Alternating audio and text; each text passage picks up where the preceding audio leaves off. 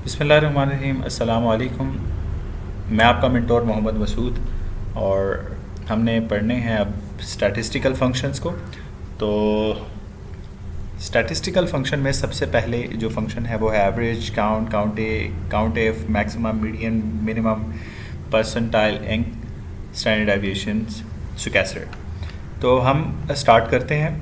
तो average function पहले हम कोई नंबर लिख लेते हैं। लेट्स सपोज यहाँ पर 1, 3, 5, 8 एंड 9।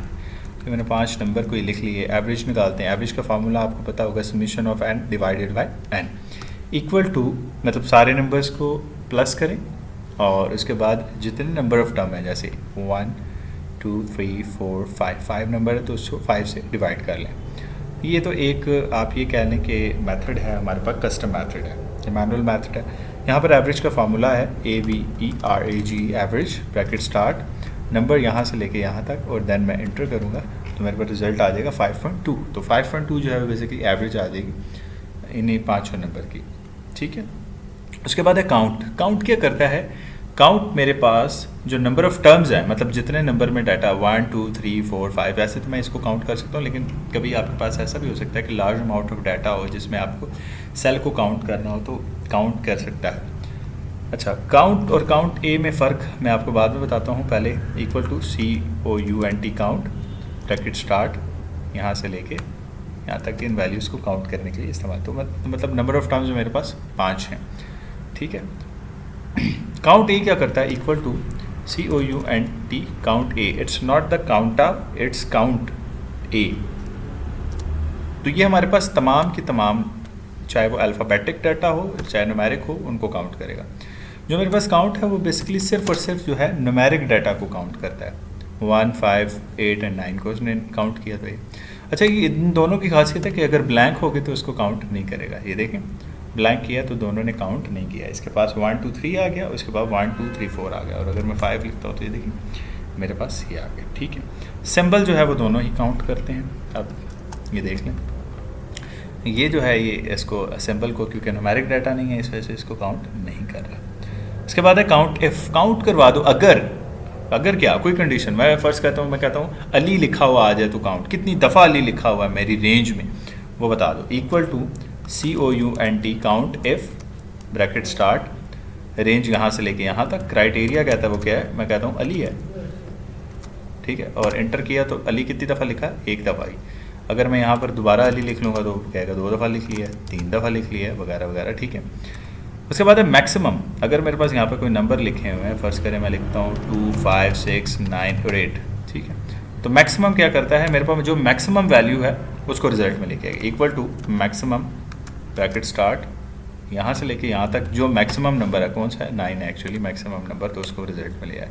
मिनिमम क्या करता है? मिनिमम वैल्यू को लेके आता है। Equal to minimum, bracket start, यहाँ से लेके यहाँ तक लेके आऊँगा। बज़ाहिर हमें नज़र आ रहा है 2 है तो 2 ही रिजल्ट में आ जाएगा। मीडियन क्या करता है? सबसे पहले तो इसको तरतीब में लिखा गया है। सबसे पहले आ जाएगा 2, देन आ जाएगा 5, देन 8, फिर नहीं सॉरी 2, 5, 6, 8 और 9। तो रिजल्ट बेसिकली 6 ही आएगा। Median actually mid value, central tendency find out करने के लिए इस्तेमाल करते हैं। तो equal to median, bracket start, यहाँ से लेके यहाँ तक, देन एंटर करूँगा तो रिजल्ट आ गया मेरे पास 6। और यहाँ पर अगर मैं 1 लिख देता हूँ तो ये देखें रिजल्ट आ जाएगा मेरे पास 5। तो वो ग्रुप डाटा भी हो सकता है, अनग्रुप डाटा भी हो सकता है। ठीक है। तो अगर ऐसे मतलब 4 वैल्यू हैं तो मेरे पास 3.5 मीडियन आ जाएगा। ठीक हो गया। इसके बाद है हमारे पास percentile increment. Equal to percentile क्या करता है? परसेंटाइल मेरे पास kth की वैल्यू को जो है वो मल्टीप्लाई कर देता है। PERCENTILE, percentile dot INC, bracket start. अब अरे क्या है? मैं कहता हूँ यहाँ से लेके यहाँ तक वैल्यू है के। अब अगर मैं वैल्यू देता हूँ ना 1, तो 1 का मतलब है कि 100 परसेंटाइल है, या 1 लिखूँगा। ये जो परसेंटाइल के की जो वैल्यू होती है वो 0 से लेके 1 तक की होती है। के बेसिकली कांस्टेंट है यहाँ पर। तो अगर मैं 1 कहूँगा तो जहाँ पर जो मैक्सिमम होगा, मतलब 9 है, तो वो वैल्यू आएगी मेरे पास रिजल्ट। अगर मतलब मेरे पास पूरी रेंज में जो मैक्सिमम वैल्यू है वो 1 से मल्टीप्लाई हो जाएगी। अगर मैं इसको कहता हूँ कि 0 है तो मिनिमम जो होगी वो आ जाएगी। अगर मैं इसे कहता हूँ कि 0.5 है तो जो मिड वैल्यू है वो आ जाएगी। ठीक है। इसी तरह अगर 0.7 है तो वो इस तरह के के साथ बेसिकली मल्टीप्लाई हो जाएगी। तो मतलब ये पूरी वैल्यू के अंदर से 70%, मतलब 0 का मतलब है 0%, मतलब जो मेरे पास सबसे इनिशियल है। 1 का मतलब है 10%, 5 का मतलब है 50%, मतलब 0.5 का मतलब है 50%। तो इस तरह वो रिजल्ट लेकर आएगा। अब स्टैंडर्ड डेविएशन क्या होता है? स्टैंडर्ड डेविएशन का मतलब होता है कि कोई भी वैल्यू आपके मीन से कितने लेफ्ट या राइट पे है। तो यहाँ पर वो भी ये भी यही काम करेगा कि ये आपको बताएगा कि आपकी रेंज में कितनी वैल्यू लेफ़्ट जा रही है, राइट जा रही है, इक्वल टू मतलब आपके पास स्टैंडर्ड डेविएशन। बाकी ये है कि आप QMS में बहुत अच्छे तरीके से स्टैंडर्ड डेविएशन को पढ़ चुके हैं।